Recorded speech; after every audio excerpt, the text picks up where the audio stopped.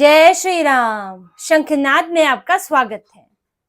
JNU में ढपली gang का, वामपंथी संगठनों का जैसा इलाज इस समय हो रहा है, इस बार हो रहा है, वैसा कभी नहीं हुआ। ऐसे ऐसे नियम इन्हें बताए जा रहे हैं जिनका पालन इन्होंने कभी नहीं किया। इनकी मनमानी पर, इनके हुड़दंग पर नकेल कसने के लिए यूनिवर्सिटी के अंदर का प्रशासन और बाहर का प्रशासन दोनों मुस्तैदी से जुटे हैं और इनको टाइट किया हुआ है। पिछले दिनों में प्रोटेस्ट के दौरान क्या हुआ, कैसे एफआईआर हुई, कैसे इनके तंबू टेंट उखाड़े गए, इस सब की मैंने आपको जानकारी दी। लेकिन अब इन संगठनों को सहयोग करने वाले या फिर इनके कामों पर एक्शन ना लेने वालों के खिलाफ भी कार्रवाई हो रही है। यूनिवर्सिटी प्रशासन इन्हें छोड़ना नहीं चाहता है कि छात्र जैसे ये फंसने लगते हैं तो ये खुद को छात्र कह देते हैं। मैं आपको पहले भी बता चुकी हूँ, ये इच्छाधारी है। जब इन्हें सड़कों पर उतरना हो तो ये कॉमरेड हो जाते हैं, योद्धा हो जाते हैं, लाल सलाम लाल रक्त की बात करते हैं। जब ये फंस जाते हैं तो ये छात्र बन जाते हैं, महिला बन जाते हैं, अबला बन जाते हैं। लेकिन अब यूनिवर्सिटी प्रशासन इनके इस इच्छाधारी बहकावे में आने वाला तो है नहीं, इनको बहुत भुगत लिया है। तो अब इनके ऊपर तो कार्रवाई हुई, साथ ही यूनिवर्सिटी प्रशासन ने जेएनयू के कुछ गार्ड्स और सुपरवाइजर्स पर भी कार्रवाई की है। गार्ड्स 21 गार्ड और सुपरवाइजर्स को सस्पेंशन कर दिया है, निलंबित कर दिया है। 7 दिनों तक उन पर सस्पेंड किया गया है, उनके खिलाफ एक्शन लिया गया है। 7 दिनों के लिए वो सस्पेंड हुए हैं। थर्ड पार्टी गार्ड्स रखे जाते हैं, ऐसा नहीं है कि वो डायरेक्ट पेरोल पर होते हैं। तो एडमिनिस्ट्रेशन अपनी शिकायत जो है वो थर्ड पार्टी को पहुंचाता है और उसके हिसाब से कार्रवाई होती है। अब कार्रवाई हुई क्यों है, इसके आप ठीक से समझिए। देखिए हुआ क्या है कि इन लोगों को इनके ऊपर जो छात्र संगठन है जेएनयू स्टूडेंट यूनियन, इसके जो 4 मुख्य पदाधिकारी हैं, अध्यक्ष, उपाध्यक्ष, सचिव, महासचिव, इनके खिलाफ हुई थी कार्रवाई। अदिति मिश्रा अध्यक्ष है, इनको सस्पेंड कर दिया गया। यूनिवर्सिटी में 1 साल के लिए इनके आने पर पाबंदी लगा दी गई थी। लेकिन अभी जब वहां पर टेंट तंबू लगा और जब वहां प्रोटेस्ट हुआ तो ये अंदर आए। कैसे अंदर आ गए? इनको इजाजत नहीं थी टेंट तंबू लगाने की, लेकिन फिर भी लगा दिया। वहां पर बिजली है, वहां पर सिलेंडर रखा हुआ था, तो बढ़िया वहां पर इनका खाना पीना सोना चल रहा था। क्लास इन्हें करनी नहीं थी। कॉलेज में क्लास में दिक्कत हो रही थी, वहां पर कई क्लासेस में लॉकडाउन की स्थिति थी, तो इन्होंने बाहर क्लास लगाई और यूनिवर्सिटी से बाहर के लोग आए जो टीचर्स है। अब यूनिवर्सिटी के टीचर तो जा नहीं सकते वहां पढ़ाने, वो तो नियमों में बंधे हैं। तो बाहर के टीचर आ रहे हैं, या के जो यहाँ का जो एक्स टीचर है वो आ रहे हैं, प्रोफेसर आ रहे हैं, वो पढ़ा रहे हैं। पढ़ा क्या रहे हैं? ड्रामा चल रहा है वहां पर, और कुछ नहीं था, टाइम पास हो रहा है, मोदी शाह को गाली दी जा रही है। और जिस दिन प्रोटेस्ट हुआ, जिस दिन हंगामा हुआ कि इन्हें शिक्षा मंत्रालय तक इनको भीड़ ले जानी थी और दिल्ली की सड़कों पर इन्हें उधम मचाना था, उस दिन यूनिवर्सिटी के बाहर के भी छात्र आए हैं, जो जेएनयू के हैं ही नहीं। जो ये भीड़ दिखाते हैं ना, 150, 200, 250 की भीड़, वो सिर्फ जेएनयू की नहीं है। जेएनयू में तो इन्हें सपोर्ट ही बहुत कम मिलता है। ये बाहर से छात्रों को लेकर आए हैं, छात्र के बाहर से लोगों को लेकर आए हैं, गुंडों को लेकर आए हैं, और कई बाहर की गाड़ियां बिना स्टिकर वाली, यानी कि जिनको परमिशन नहीं है अंदर आने की, वो भी पार्किंग में खड़ी मिली। ये सब कैसे हुआ? इस सब को रोकने की जिम्मेदारी थी गार्ड्स की। आखिर जो जेएनयू में जिस गाड़ी को परमिशन नहीं है, स्टिकर नहीं है, वो अंदर कैसे घुस जाएगी, पार्किंग तक कैसे चली जाएगी? वो गार्ड्स की जिम्मेदारी थी। जब टेंट तंबू लगा रहे थे तो क्यों नहीं उखाड़े गए? ऐसा तो है नहीं कि अगर गार्ड्स वहां उखाड़ते तो बहुत होता, तो उनके साथ झगड़ा होता तो पुलिस कार्रवाई होती। तो आखिर गार्ड्स और उनके सुपरवाइजर्स क्या कर रहे थे? इसी में ही देखा गया कि लापरवाही बरती गई। इनको टेंट तंबू लगाने दिया गया। ये कोई जंतर मंतर की जगह नहीं है कि जहां पर प्रोटेस्ट साइट है तो आप प्रोटेस्ट करेंगे। ये आपका कॉलेज है, यूनिवर्सिटी है, अगर वहां पर परमिशन नहीं है तो आप नहीं लगा सकते। लेकिन इनको लगाने दिया गया। बाहर के लोग कैसे आ रहे हैं? कम से कम गाड़ियां कैसे आ जा रही हैं? चेकिंग के साथ ही, या कुछ तो इनका तरीका होगा देखने का कि जेएनयू में किस तरह की गाड़ियां आ रही हैं। तो जो गार्ड्स ड्यूटी पर थे और उनको देखने वाले जो सुपरवाइजर थे, उनके ऊपर कार्रवाई हुई है कि ये लापरवाही बरती गई और इस लापरवाही के कारण जेएनयू का माहौल खराब हुआ। अभी तो 7 दिन का सस्पेंशन है, उसके बाद वापसी होगी। लेकिन ये सस्पेंशन मायने रखता है, सिंबॉलिकली बहुत मायने रखता है, प्रतीकात्मक तौर पर, क्योंकि ये दिखाता है कि कार्रवाई हो सकती है। इनकी मदद करने वाले या किन्हीं वजहों से इनसे डरने वाले, अगर डर है तो आप आगे शिकायत करो, आप आगे बात पहुंचाओ। अगर आप इनसे कोई सहानुभूति रखते हैं या कोई साठगांठ है या कोई लापरवाही है तो फिर वो बख्शा नहीं जाएगा, क्योंकि सुरक्षा की जिम्मेदारी जिसे दी गई है उसे निभानी पड़ेगी। नहीं निभा सकता तो आप हट जाओ। तो इसीलिए ये कार्रवाई बहुत मायने रखती है। और जब ये कार्रवाई हुई है तो जेएनयू छात्र संघ वालों की परेशानी बढ़ गई है, हंगामा कर रहे हैं।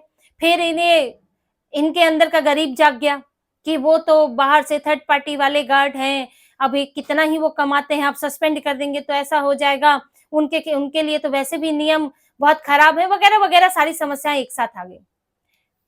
वो एक समस्या अलग है कि थर्ड पार्टी गार्ड होते हैं, उनको कितनी तनख्वाह मिलती है, उसका एक बिल्कुल मामला अलग है। लेकिन अगर कोई भी गार्ड है, अगर वो उसको सुरक्षा की जो जिम्मेदारी दी गई है वो अगर उसे नहीं निभाएगा तो फिर उसके ऊपर क्या एक्शन नहीं होना चाहिए। और ये कहीं भी होता है, बड़े से बड़ा, अगर वो उस यूनिवर्सिटी में पेरोल पर भी हो और जिम्मेदारी नहीं निभाएगा तो भी उसके ऊपर कार्रवाई होगी। आप किसी को नियम तोड़ने के लिए, जिम्मेदारी ना निभाने के लिए इसलिए तो नहीं छोड़ सकते हैं कि उसका वेतन कम है, वो थर्ड पार्टी से है, उसकी स्थिति वैसे ही थोड़ा दयनीय है, इस आधार पर तो नहीं छोड़ा जा सकता। अगर कोई लापरवाही करे, अंदर आतंकवादी घुस जाए तो क्या उस व्यक्ति को बख्शा जाना चाहिए? क्या कार्रवाई नहीं होनी चाहिए? तो इसीलिए एक्शन होना जरूरी हो जाता है। बाकी मुद्दे अलग हैं, आप उन मुद्दों को उठाइए, उन गार्ड्स के लिए आप कीजिए। वो सिर्फ जेएनयू में तो है नहीं थर्ड पार्टी, वो तो कई सरकारी जगहों पर, प्राइवेट संस्थानों में थर्ड पार्टी गार्ड रखे जाते हैं, वो एक अलग है। थर्ड पार्टी एम्प्लॉइज की समस्या वो अपनी जगह है, लेकिन इनको समस्या उनके समझ उससे नहीं है कि कितना कमाते हैं, क्या होगा। इनकी दिक्कत ये है कि अब जो गार्ड्स है उनसे इन्हें सपोर्ट नहीं मिल पाएगा। अब इनके लिए और मुश्किल होगा टेंट तंबू लगाना, बाहर से लोगों को बुलाना। ये जो इनके पूर्व छात्र हैं, संगठन से जुड़े हुए और लोग हैं, जो ये कहते हैं ना कि हंगामा यहाँ पर इन्होंने जो हिंसा की, कहाँ से आते हैं? ये बाहर से चुपके से बुलाए जाते हैं ताकि आओ और भाग जाओ। अब यूनिवर्सिटी का रहेगा तो पहचाना भी जा सकता है, छात्र भी पहचान लेते हैं, आपस में सब जानते हैं एक दूसरे को, इसलिए बाहर का आदमी बुलाया जाता है। तो उसमें अब आप किसको बुला रहे हैं, क्या पता आप किसी गैंग के लोगों को बुला दे रहे हैं, कहीं वो बंदूक लेके आ जाए। भाई ये तो बहुत गंभीर मामला हो जाता है कि छात्रों से लड़ने के लिए आप बुला दे रहे हैं बाहर से गैंग के लोगों को। तो किसको बुलाते हैं कौन जानता है? तो इनको तो बाहर से सपोर्ट मिलता है ना, अंदर से इनकी हालत खराब है। ये मैं आपको पहले भी बता चुकी हूँ कि रेफरेंडम में क्या हुआ। जेएनयू में करीब करीब 7 से 8 हजार स्टूडेंट हैं, अलग अलग स्कूल्स जो इनके हैं, स्कूल्स ऑफ एक्सीलेंस है, उनको सबको मिला के 7-8 हजार स्टूडेंट हैं। अभी इन्होंने कराया जनमत संग्रह, और जनमत संग्रह में इनको 2400 स्टूडेंट्स ने वोट डाला है सिर्फ, और उसमें से 2100 जो है उन्होंने कुलपति को हटाने के समर्थन में वोट डाला। वो 2400 भी पूरी तरह इनके पक्ष में नहीं डाल पाए, और उसमें से कुछ जो है वो तो इनवैलिड ही हो गए, अवैध हो गए वोट। हालांकि पूरा जन्म संग्रह तो इनका अपना रचा हुआ था, इसमें इनके ही जेएनयू छात्र संघ वाले करवा रहे थे, और जो जेएनयू शिक्षक संघ है उसके जो पूर्व सदस्य हैं, अभी देखिए इसमें भी बाहर से लोग बुलाए गए, जो पूर्व सदस्य हैं वो आकर इस पूरे को, जन्म संग्रह को देख रहे थे। इसका विरोध भी हुआ, कई छात्रों ने विरोध किया, जो विरोध कर सकते थे विरोध किया, जिन्हें विरोध नहीं करना था उन्होंने इसको जाने दिया, वोट ही नहीं डाला है। अब आपकी ये स्थिति है, आप छात्र संघ में चारों पदों पर आप जीते हैं, और ये सब मिला के जीते हैं, गठबंधन करते हैं, आयसा, एसएफआई और एनएसयूआई। पहले ये सब एक दूसरे के खिलाफ लड़ा करते थे, इतनी स्ट्रेंथ थी इनकी कि एक दूसरे के खिलाफ लड़के अपना अध्यक्ष, उपाध्यक्ष, सचिव, महासचिव बनाया करते थे। आज इनकी इंडिया अलायंस वाली हालत हो गई है कि किसी तरह जोड़ तोड़ करके आ जाए, कुछ पा लें। तो इन्होंने, अब आप 2400 जो इनको संख्या मिली वोट डालने की, ऐसे तो ये दिखा रहे हैं कि 2100 ने, भाई 2100, 90% छात्र चाहते हैं, लेकिन 90% तो आप वोट नहीं डलवा पाए वहां। और सब मिलके, आयसा भी होगा, एनएसयूआई भी होगा, एसएफआई भी होगा, आपके सारे सदस्यों से, आपके पास के 2400 सदस्य हैं कुल मिला के छात्र संघ में, आपके जो आपने संगठन बनाया हुआ है, ये तो अपने आप में हैरानी वाली बात है। इनको तो यहीं पर ही इनका पूरा मामला फेल हो जाता है, इनकी फजीहत हो जाती है कि आपके पास वहां सपोर्ट बेस ही नहीं बचा है। सिर्फ हंगामा इसीलिए करते रहते हैं कि हम सुनाई थे, कम है तो चीखेंगे तो सुनाई देंगे। तो ये इनकी स्थिति रेफरेंडम में ही पता चल गई। अब जो इनको सपोर्टिव बेस है इनका, जो इनको वहां से मदद मिलती है या कुछ चूकों के कारण, कई बार काम करते करते लापरवाहियां भी हो जाती हैं, तो उसके कारण जो इन्हें फायदा मिलता है, अब वो उस पर भी चल रही है कैंची और गार्ड्स को, सुपरवाइजर्स को टाइट किया जा रहा है कि इनके ऊपर एक तरह से साफ है कि इनके ऊपर नजर होनी चाहिए। ये जो नियम तोड़ते हैं, ये जो हुड़दंग मचाने की कोशिश करते हैं, इनके ऊपर आपको सख्ती करनी है और अगर नहीं करेंगे तो कार्रवाई होगी। आज 7 दिन का सस्पेंशन हुआ है, फिर इससे ज्यादा भी हो सकता है।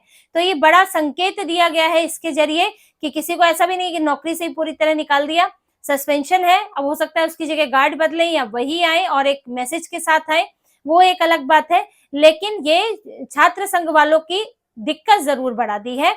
अब इनका जेएनयू में सपोर्ट खत्म होता जा रहा है। इसलिए देखिए अभी जो सारा विरोध प्रदर्शन हो रहा है, ये अभी जंतर मंतर पे कराने वाले हैं, अदालत लगाएंगे, इस एक लोक अदालत लगाएंगे, पब्लिक हियरिंग होगी जिसमें कुलपति के खिलाफ मुकदमा लड़ा जाएगा, चार्जशीट बनाई जाएगी, तमाशा होगा, एक्टिविस्ट आएंगे और इनके शिक्षक संघ के लोग होंगे और पूरा वही डफली गैंग जो है वामदल, वहां पर वाम दुनिया वाले वामदल इकट्ठे होंगे। तो ये लोग अपना वहां पर ड्रामा करने के लिए जंतर मंतर पर इकट्ठे हो रहे हैं। तो इन्हें अब यूनिवर्सिटी से बाहर जाकर सब कुछ करना पड़ रहा है। विरोध प्रदर्शन भी इनका है, अलग अलग राज्यों में है, 16, 17, 18 तारीख को, लेकिन अंदर नहीं होने वाला है। और देखिए जो हुआ है, ये जो अरेस्ट हुए हैं, 14 अरेस्ट हुए थे, इनके खिलाफ तो एफआईआर दर्ज है। तो जेएनयू 14 करके ये अलग से चला रहे हैं कि जेएनयू 14 जो है वहां शामिल होंगे, यहाँ शामिल होंगे, यहाँ विरोध प्रदर्शन करेंगे। अपने ही इन्होंने अपने में उनको हीरो बना लिया है जेएनयू 14 को, क्योंकि इनके खिलाफ इस तरह की कार्रवाई पहली बार हुई है। कन्हैया कुमार भी अरेस्ट हुआ था, उमर खालिद भी जेल में बंद है, लेकिन मामला देश विरोध का था। उस वक्त तो देश विरोधी नारेबाजी का था, लेकिन इस वक्त था विरोध प्रदर्शन। विरोध प्रदर्शनों में इनके खिलाफ सख्त कार्रवाई होती कहाँ थी, लेकिन इस बार कार्रवाई हुई। पुलिस पर इन्होंने जो हमला किया और जो इन्होंने पूरा हुड़दंग मचाया, उसकी कई धाराएं जुड़ी और इनको तिहाड़ में रहना पड़ा, इनको भागना पड़ा अदालत से अदालत, ताकि किसी तरह 2-3 दिनों में रिहाई मिल जाए, जमानत मिल जाए। तो इन्होंने एक तरह से कानून का मजा चख लिया। जब कानून सख्त होता है तो फिर वो किस तरह से तुमको आनंद दिलवाता है, किस तरह से तुम्हारी एड़ी चोटी का जोर तुमको लगाना पड़ता है, वो सब इन्होंने देख लिया। इसे जेएनयू 14 बना के घूम रहे हैं, लेकिन इनकी अब एक समझिए कि एक सिकुड़ता जा रहा है। ये वामपंथी संगठन देश के स्तर पर तो सिकुड़ ही रहे हैं, जेएनयू में भी सिकुड़ते जा रहे हैं और कुलपति इनका बढ़िया से इलाज कर रही है। उनके खिलाफ जो ये दबाव बनाने की और ये सब की कोशिश कर रहे हैं, इसका कोई मतलब तो है नहीं, कुलपति को हटना तो है नहीं, ये इनको सिर्फ कुछ करते रहना है, दिखते रहना है, सुनाई देते रहना है, तो वही सब कर रहे हैं। लेकिन जेएनयू में जो इनकी माहौल खराब करने की, दबदबा बनाने की कोशिश होती है, उस पर यूनिवर्सिटी प्रशासन पूरी तरह अंकुश लगा रहा है। तो इसी तरह की और खबरें और विश्लेषण आपके लिए लाते रहेंगे, हमसे जुड़े रहिए, सब्सक्राइब कीजिए, कमेंट कीजिए। बहुत बहुत धन्यवाद। जय श्री राम।